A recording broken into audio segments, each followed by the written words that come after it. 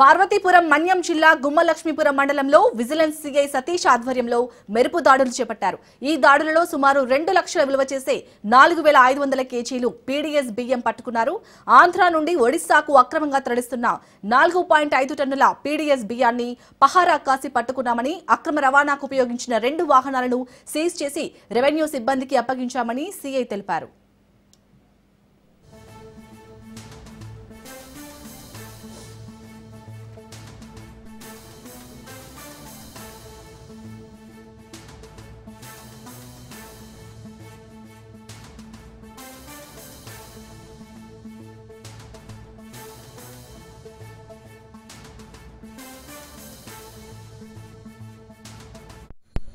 Okay sir.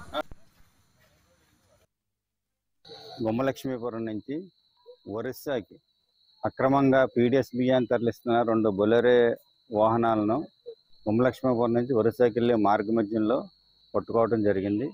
ఈ 2 Bolero వెహికల్స్లో టోటల్గా 90 బస్తాలు 4.5 టన్నుల బియ్యాన్ని సీజ్ చేయడం జరిగింది.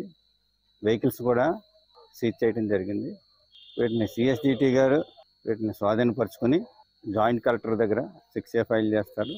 అదేవిధంగా క్రిమినల్ కేసు కూడా నమోదు చేస్తారు. టోటల్గా ఈ టోటల్ ప్రాపర్టీ తాలూకు విలువ 2 లక్షల రూపాయల వరకు ఉంటుంది.